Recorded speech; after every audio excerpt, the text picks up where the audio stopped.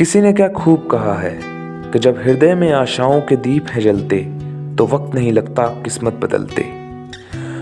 Hi guys, this is spiritual vibes और आज हम हाजिर हैं आपके लिए एक छोटी सी कहानी लेकर। कहानी 4 मोमबत्तियों की। दरअसल ये कहानी हमें बताती है कि किस तरह आशा हमारे जीवन में रंग भर सकती है। रंग प्रेम का, रंग विश्वास का, रंग शांति का। तो चलिए कहानी शुरू करते हैं। कहानी की भावनाओं में खोने से पहले वीडियो को लाइक और शेयर और चैनल को सब्सक्राइब करना बिल्कुल मत भूलिए। रात का समय था। चारों ओर गुप्त अंधेरा छाया हुआ था। केवल एक ही कमरा प्रकाशित था। वहां 4 मोमबत्तियां जल रही थी। चारों मोमबत्तियां एकांत देख आपस में बातें करने लगी। पहली मोमबत्ती ने कहा, मैं शांति हूँ।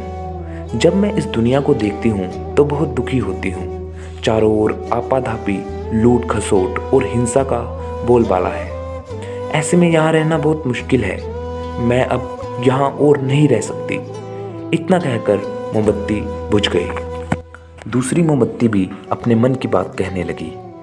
मैं विश्वास हूँ। मुझे लगता है कि झूठ, धोखा, फरेब, बेईमानी मेरा वजूद खत्म करते जा रहे हैं।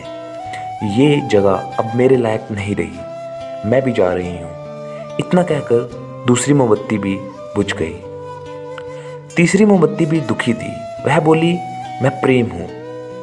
मैं हर किसी के लिए हर पल जल सकती हूँ। लेकिन अब किसी के पास मेरे लिए वक्त ही नहीं बचा। स्वार्थ और नफरत का भाव मेरा स्थान लेता जा रहा है। लोगों के मन में अपनों के प्रति भी प्रेम भावना नहीं बची। अब ये सहना मेरे बस की बात नहीं। मेरे लिए जाना ही ठीक होगा। यह कहकर तीसरी मोमबत्ती भी बुझ गई।